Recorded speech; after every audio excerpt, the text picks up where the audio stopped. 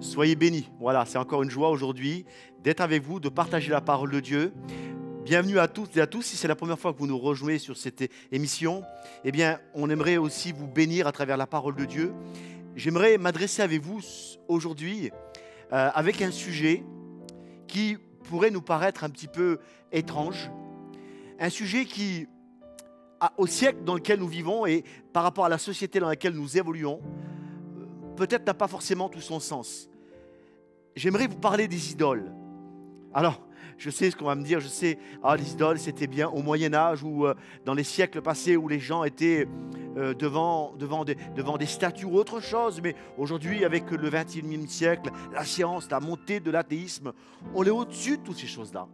Eh bien, voyez-vous, la Bible dit ceci, dans le livre de l'Exode, au chapitre 20, lorsque le peuple d'Israël sortant d'Égypte arrive au mont Sinaï, lorsque Dieu veut donner la loi aux hommes, en fait la loi est une loi morale qui va décrire le caractère de Dieu et l'intention de Dieu vis-à-vis de l'homme pour son bonheur, pour son bien-être, parce que la Bible dit que la loi est bonne. Et assez curieusement, pour nous mais pas pour Dieu, parce que Dieu est au contrôle, la Bible dit que le premier commandement que Dieu va donner aux hommes, à Israël, dans le livre de l'Exode, chapitre 20 et verset 3. Moïse reçoit ce commandement. Tu n'auras pas d'autre Dieu devant ma face. C'est ainsi que Dieu donne son premier commandement au monde. Et voyez-vous, le premier commandement est très significatif de ce qui va se produire. Car voyez-vous, Dieu savait, Dieu était au courant du danger qu'il y avait pour Israël et pour le monde par rapport à l'idolâtrie. Alors, comme j'ai dit précédemment, nous sommes aujourd'hui au XXIe siècle et on peut penser que ce message est un peu désuet. Nous sommes à une époque de modernité où nous avons tous une pensée assez cartésienne, assez carrée des choses. Eh bien, la Bible nous rappelle également, 2000 ans plus tard, 2000 ans après cette parole que Dieu va donner au mont Sinaï. L'apôtre Jean, dans son livre, va écrire ceci. Premier épître de Jean, chapitre 5 et verset 21. Jean, voulant prévenir l'Église, 2000 ans plus tard, après que le monde ait reçu ce commandement, Jean, voulant prévenir l'Église, va dire ces paroles. C'est lui, en parlant de Jésus, qui est le Dieu véritable et qu'il est la vie éternelle. Quelle belle affirmation, vous ne trouvez pas? Et Jean va poursuivre. Petits enfants. Et quand il dit petits enfants, il s'adresse à l'Église. Gardez-vous des idoles. Également, Jean, comme le cœur de tous les apôtres, avait conscience qu'il y a un danger qui peut naître dans le cœur d'un homme et d'une femme qui a confessé avoir rencontré Jésus. C'est se laisser séduire par quelque chose qui ressemble à Dieu, mais qui ne l'est pas. Alors, quelles sont aujourd'hui les idoles de notre XXIe siècle? Quelles sont ces idoles? Et puis, la vraie question, est-ce que s'il y a vraiment un danger qui est souligné dans la parole de Dieu, est-ce que moi ou vous, nous sommes peut-être pris ou séduits ou attirés ou attachés à une idole sans même le savoir? C'est une question. Parce que voyez-vous, on peut croire que nous nous adressons à Dieu alors que nous ne nous adressons pas à Dieu, mais à un idole. Et puis, si c'est le cas, si peut-être nous sommes trompés, si nous avons fait fausse route, parfois, dans notre compréhension de qui est Dieu, alors il est possible de faire marche arrière. Il est possible de revenir au pied de Dieu. Alléluia. Comment est-ce qu'on peut se débarrasser de ces choses? Car voyez-vous, quelqu'un peut me dire ici, oui mais moi tu sais je suis sincère et parce que je suis sincère, je ne crois pas être pris par une idole. Et j'aimerais te dire quelque chose. La sincérité n'a jamais sauvé personne. Seule la vérité est la garantie que tu seras sauvé. Jésus a dit, vous connaîtrez la vérité et la vérité vous rendra libre. Combien de personnes aujourd'hui peuvent confesser de leur sincérité, mais malheureusement sont sincèrement dans l'erreur. Et même exerçant beaucoup de zèle dans leur sincérité, pensant que c'est la vérité. La Bible nous parle d'un homme qui s'appelait Saul de Tarse, qui était très croyant, mais qui a fait de son judaïsme, qui est pourtant très bon à la base, il a fait de son judaïsme une idolâtrie, au point où il en est venu à persécuter Jésus. On peut être sincère, mais c'est très triste ce que je veux vous dire. On peut être sincèrement perdu. Alors, c'est quoi un idole? Qu'est-ce qu'un idole? Eh bien, un idole, c'est tout ce que nous allons placer au-dessus de Dieu ou à la même hauteur que Dieu. Pas forcément au-dessus de nous, mais surtout à la limite de Dieu.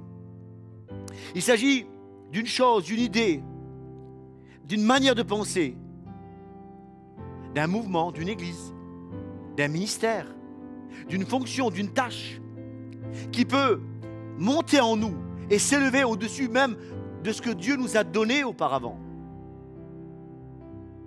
La Bible nous rappelle comme un saint avertissement, nous rappelant que Israël, à bien des égards, est tombé souvent dans l'idolâtrie, dans ce piège qui est tellement triste et tellement sordide. Et la Bible nous dit ceci dans 1 Corinthiens chapitre 10 et verset 11, rappelant à l'Église que ce qui est arrivé au peuple d'Israël aujourd'hui nous sert d'enseignement. Et vois-tu, ce qui s'est passé tout au long du pèlerinage d'Israël, aujourd'hui nous sert d'enseignement. Les erreurs dans lesquelles ils ont marché, les pièges dans lesquels ils ont tombé, sont autant de panneaux indicateurs sur le chemin de nos vies pour nous dire attention, ici danger. La première fois où le peuple de Dieu, ce peuple d'Israël, a été confronté à ce fléau qui est l'idolâtrie, c'est juste au moment où ils sont libérés, juste au moment où ils sortent de l'Égypte, où ils traversent la mer, où Dieu envoie sa gloire, où Dieu s'apprête à leur donner sa loi pour leur montrer qu'il les aime, pour les conduire dans un pays de bénédiction. Et la Bible dit que dans le livre de l'Exode, chapitre 32, la Bible dit que Moïse étant monté sur la montagne et tout le peuple attendait en bas au pied de la montagne les commandements, les ordonnances de Dieu pour leur bien. Mais la Bible dit ceci, voyant que Moïse tardait à descendre, voyant que Moïse tardait, il s'assembla autour d'Aaron et il leur dit, allons, fais-nous un Dieu qui marche devant nous, car ce Moïse, nous ne savons pas ce qu'il est devenu. Ils ont été vers l'homme de Dieu, Aaron, et ils ont demandé à l'homme de Dieu de leur faire un idole. Et dans leur précipitation à vouloir recevoir quelque chose de Dieu, ils ont voulu avoir un Dieu qui les sert plutôt que de servir Dieu. La Bible dit qu'ils vont faire une célébration extraordinaire, des sacrifices, d'actions de grâce. Ils vont se lever, manger et boire, et ils vont se divertir devant cette idole. Ils sont venus rentrer dans une erreur absolue, absolue. Voyez-vous, nous pouvons être pris par cette forme d'idolâtrie. Cette forme d'idolâtrie lorsque Dieu ne répond pas dans l'instant T à notre prière. Cette tentation de se faire un Dieu qui va ressembler à notre mentalité, à notre culture, à notre caractère. En fait, ce désir d'avoir un Dieu qui va nous servir plutôt que nous le servir. Nous avons rencontré ça souvent, des hommes et des femmes qui ont voulu se servir de Dieu. Vois-tu mon ami, mon frère, on ne se sert pas de Dieu. On ne se sert pas de Dieu. Ici, il y a une forme d'idolâtrie. Lorsque nous prenons Dieu pour un serviteur, oubliant que c'est nous qui doivent le servir. Lorsque nous voulons faire de Dieu notre serviteur, quelqu'un peut me dire derrière son écran, « Oh non, moi ça ne m'arrivera pas. » Peut-être que tu es en train de dire à ce moment-là, le pasteur, ce qu'il dit, « Moi ça ne m'arrivera pas. Je fréquente une bonne église. J'entends des bonnes prédications. » La Bible nous rappelle, 1 Corinthiens, chapitre 10 et verset 11. Écoute cette parole. Reste attentif à ce message, parce qu'il peut être salutaire pour toi. Même si tu fréquentes une très bonne église, avec une très bonne doctrine, et que Dieu te bénisse, et reste dans ton église. Mais même au milieu de ton église, tu peux être séduit par l'idolâtrie. Même au milieu de la présence de Dieu, tu peux être séduit par l'idolâtrie. Quelqu'un va me dire, mais attends pasteur, tu fais fausse route. J'aimerais vous rappeler que dans le livre de la Genèse, chapitre 3, alors que Adam et Ève sont dans la présence de Dieu, sont dans la gloire de Dieu, la Bible dit que Satan est entré dans le jardin. Vois-tu, Satan n'a pas peur de rentrer dans l'église pour amener la séduction, pour amener un autre évangile.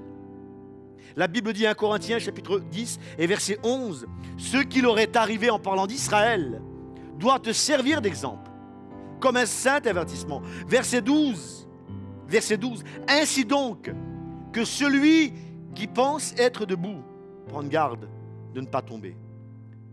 Nous avons vu combien de personnes, combien de foyers, combien même de ministères, de bons ministères qui, parce qu'ils se sont laissés séduire, ont dévié et ont commencé à servir des idoles sans même s'en rendre compte.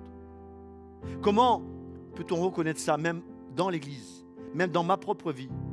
La Bible nous rappelle encore une autre histoire, parlant justement d'Israël encore, qui nous donne une histoire vraiment triste, tragique même. La Bible dit que le prophète Ézéchiel, qui est un homme de Dieu, qui, par son obéissance envers Dieu, va être persécuté, va être déporté, va vraiment vivre des choses qui sont terribles.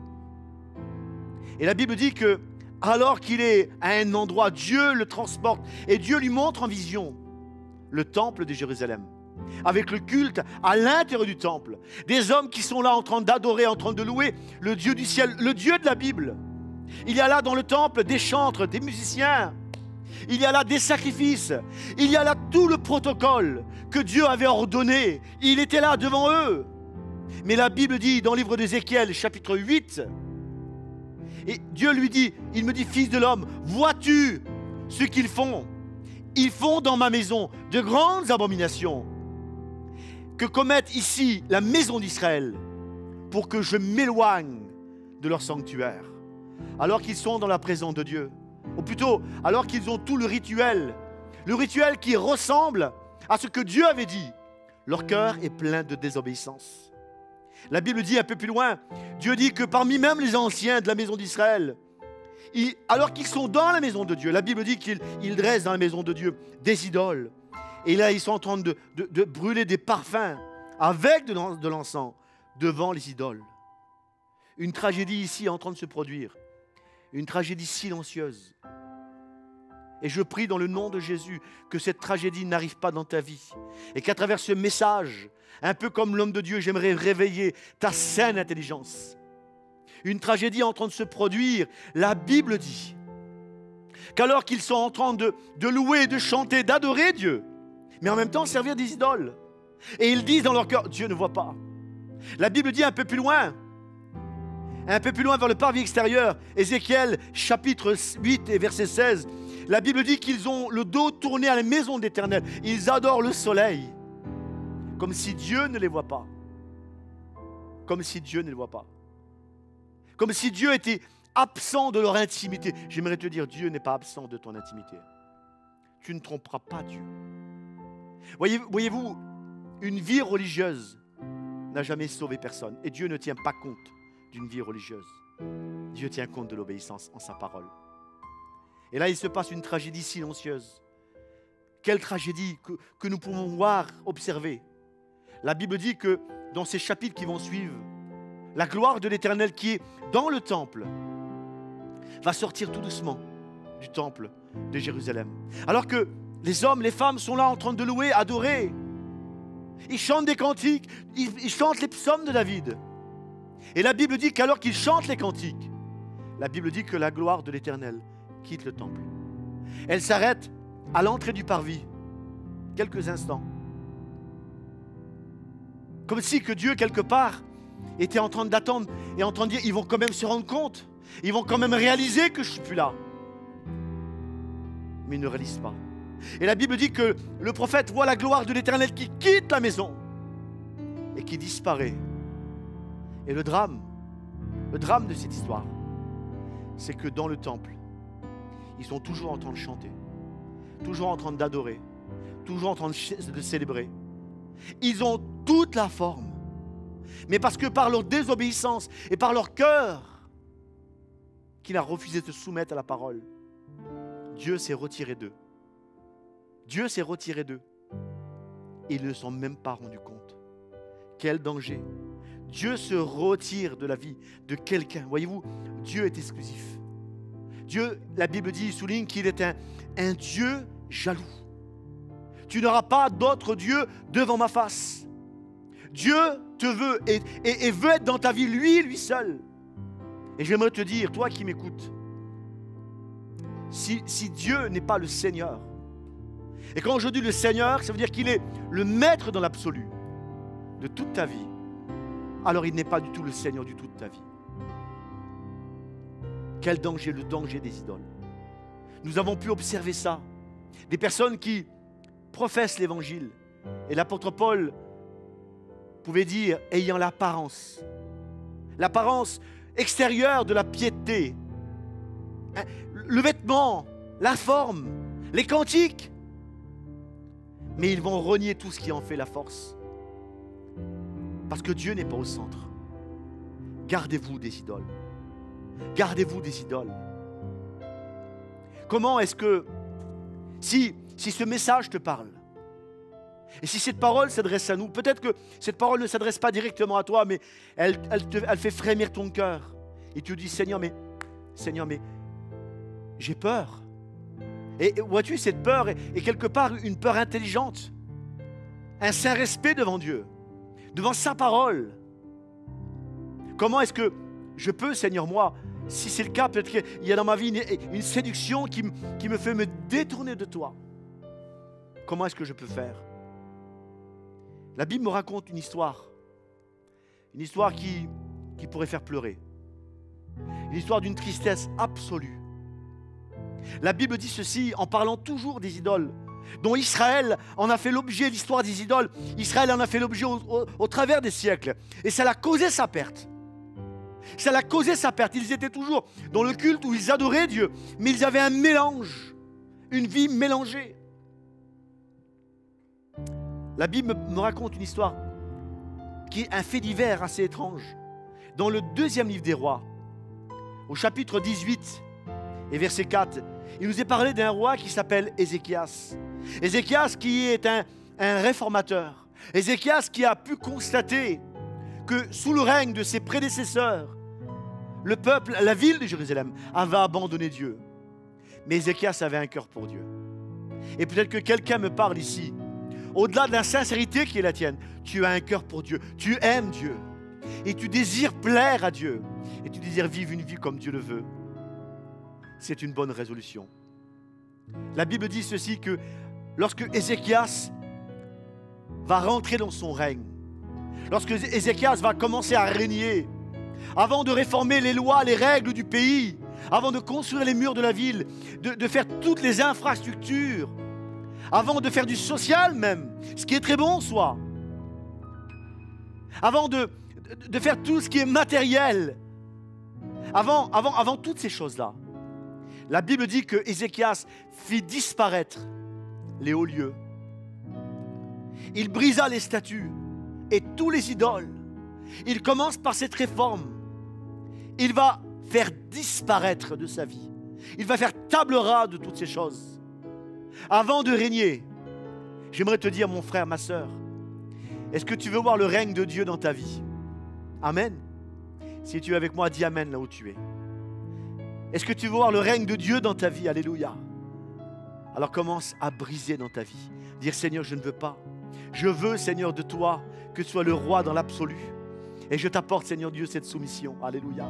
Vois-tu, il n'y a pas de règne de Dieu dans ta vie si tu ne fais pas de Dieu le roi de ta vie. Ce n'est pas possible. Tu peux faire du social, tu peux faire des œuvres bonnes, mais si Jésus n'est pas le roi de ta vie, alors il n'y aura pas de règne. Mais la Bible me rappelle un détail ici dans cette histoire. C'est que Ézéchias va mettre en pièces les serpents d'airain que Moïse avait fait, car les enfants d'Israël avaient jusqu'alors brûlé des parfums devant lui. C'était quoi ce serpent d'airain? Eh bien, la Bible nous dit que quelques siècles auparavant, alors que le peuple d'Israël était dans le désert, pendant les fameuses 40 années, à un moment donné, la Bible dit que ce peuple va encore désobéir, va murmurer. Et le jugement de Dieu va s'abattre sur eux. Alors ils vont crier à Dieu. Et Dieu va donner une ordonnance à Moïse. Et Dieu va dire à Moïse, Moïse, tu vas construire un serpent en airain. Tu vas le mettre sur une perche. Et tous ceux en Israël qui seront mordus par les serpents, tous ceux qui seront attaqués par les serpents, à cause de leur désobéissance, eh bien, lorsqu'ils vont regarder ce serpent en airain, ils auront la vie sauve. Ils seront épargnés du fléau. Et Dieu ici avait choisi un outil, un moyen. C'était seulement un moyen, c'était seulement un outil qui était donné pour un temps donné. Mais le libérateur, celui qui délivrait, c'est Dieu. Ce n'est pas l'outil. L'outil était utile pour un temps. Mais la Bible dit que Israël a fait de l'outil que Dieu leur a donné un objet d'adoration, un objet de culte. Ce qui avait été le moyen de bénédiction, écoute-moi, ce qui avait été le moyen de bénédiction pour Israël était devenu un objet d'abomination. Ce qui avait été pour un temps l'outil que Dieu utilisait pour leur délivrance avait été devenu un objet dans lequel ils sont devenus prisonniers. Ils ont fait de cet outil un idole. Vois-tu, lorsque tu commences à dire « Mon Église a dit »,« Mon pasteur a dit »,« Ma mission a dit », plutôt que dire « La parole a dit », alors c'est que tu es pris devant un idole. Parce qu'on peut faire d'une Église un idole. On peut faire d'un ministère un idole. On peut faire d'un mouvement chrétien qui, dans le passé, a été un moyen de bénédiction, peut-être pour sauver des masses, pour sauver des milliers de personnes. Mais ce moyen n'est pas le sujet du salut. Le sujet du salut, c'est Jésus, c'est l'œuvre de la croix. Et Israël avait oublié ça. Israël avait oublié ce principe, que ce qui l'avait sauvé en soi n'était pas le serpent d'airain, mais c'était Dieu. Et peut-être que tu as oublié que ce qui t'a sauvé, ce n'est pas une église. Même si cette église est bénie, ce qui t'a sauvé, ce n'est pas un ministère. Même si ce ministère était le moyen ou le véhicule par lequel tu as rencontré Dieu, ce qui t'a sauvé, ce n'est pas une mission. Même si cette mission a été l'outil que Dieu a utilisé pour un temps. Arrête de dire, mon église a dit, la mission a dit, ma mission a dit. Plutôt, commence à dire, les Écritures disent. Si tu commences à calquer ta vie sur les paroles des hommes, plutôt que sur les Écritures, alors, eh bien, tu es pris dans un idole. En fait, tu adores un idole. En fait, tu commences à adorer ce en quoi tu te soumets. Et j'aimerais te poser une question. Là où tu es, en qui tu te soumets? En qui tu te soumets? Est-ce que tu te soumets à une culture? C'est un idole. Est-ce que tu te soumets à un ministère? La Bible nous rappelle de respecter les ministères. Mais se soumettre à un ministère en dehors des Écritures, alors que les Écritures nous disent quelque chose, et si le ministère nous dit autre chose, et que tu te soumets au ministère, c'est un idole. Tu te soumets à un mouvement? Si ce mouvement est dans les Écritures, mais si ce mouvement t'ordonne quelque chose qui est contraire aux Écritures, alors tu es pris par un idole et tu adores un idole. Ce en quoi tu te soumets, c'est ce en quoi tu te soumets est un idole pour toi, pour Dieu. La Bible dit qu'il fit disparaître. Et la Bible dit qu'il va briser le serpent. Il va le briser, il va le mettre en pièces. J'aimerais te dire, mon ami, mon frère, dans ta vie, il y a un impératif où tu dois briser certaines choses et dire non, je n'accepte pas ça. Dieu dit, Deutéronome chapitre 6 et verset 15, l'Éternel, écoute-moi, l'Éternel est un Dieu jaloux. L'Éternel est un Dieu jaloux. On peut être attaché à une culture au-delà des Écritures, même si cette culture est une culture chrétienne.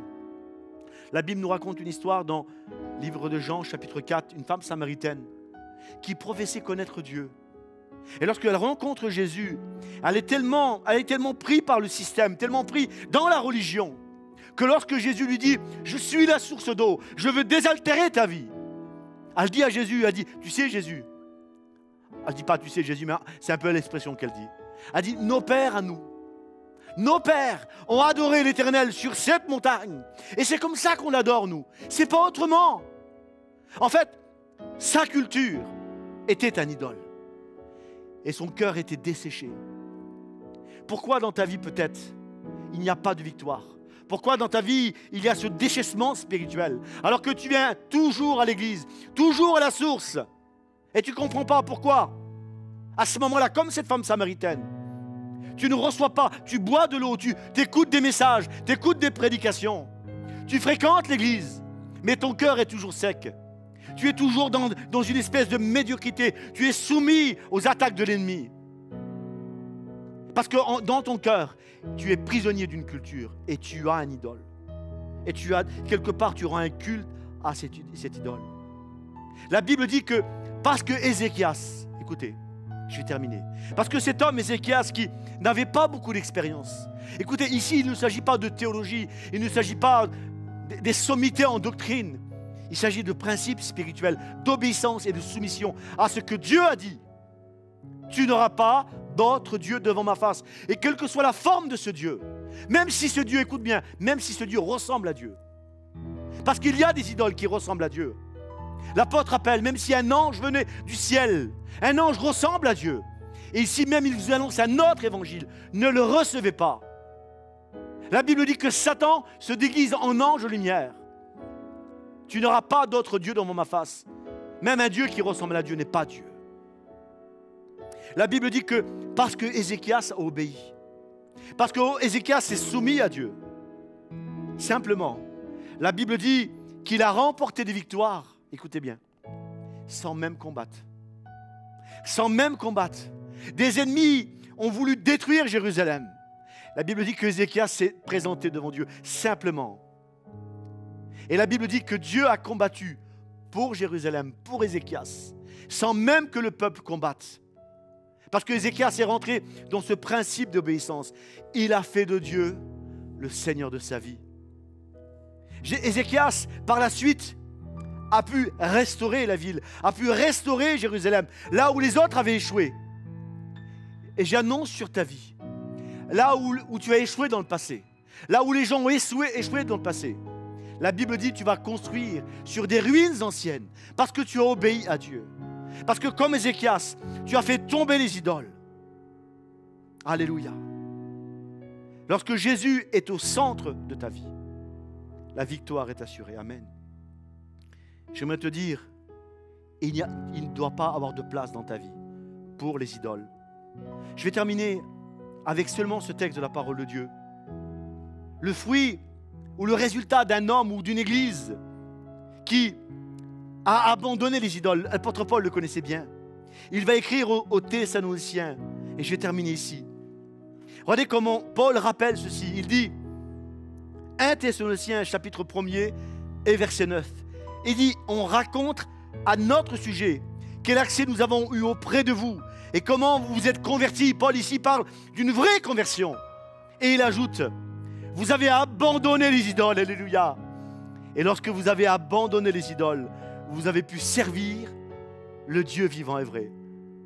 Mon frère, ma sœur, il n'y a pas de service, il n'y a pas de ministère lorsque le cœur est partagé. Il n'y a pas véritablement d'accès auprès du trône de la grâce lorsqu'on n'a pas renoncé aux idoles. Paul dit, on raconte à votre sujet. C'est quelque chose qui se dit. Il y a un fruit, il y a quelque chose qui est évident, qui se manifeste. Peut-être que dans ta vie, à travers ce message, tu as reconnu quelque chose. Peut-être qu'à travers ce message, aujourd'hui, il y a quelque chose qui t'a parlé. J'aimerais t'inviter là où tu es, à prendre conscience que Dieu veut devenir le Seigneur de ta vie. Peut-être qu'il y a une idole dans ta vie, quelle que soit la forme de cette idole. Peut-être l'idole de la religion. Peut-être que tu as élevé au-dessus de toi un ministère, quelqu'un, quelque chose, une mission, un mouvement, même chrétien. Si ce mouvement, si cette mission ne met pas Jésus au centre, alors il y a l'idolâtrie. Et lorsque tu commences à dire, ils ont dit que, et j'obéis à ce qu'ils ont dit, au lieu de dire la Bible a dit, et tu n'obéis pas à la Bible, c'est que tu es pris par une idole. Là où tu es, j'aimerais qu'on puisse prier le Seigneur ensemble. Et que tu peux te repentir. Tu peux recevoir Jésus dans ta vie. Seigneur qui est dans le ciel, je prie maintenant pour ceux et celles qui m'écoutent à travers cet écran, qu'ils reçoivent maintenant cette parole dans le nom de Jésus et qu'ils soient libérés de toute forme d'idolâtrie. Parce que c'est pour la liberté que tu nous as appelés. C'est pour cette liberté, Seigneur, que tu as appelé l'Église. Soyez bénis dans le nom de Jésus. Amen.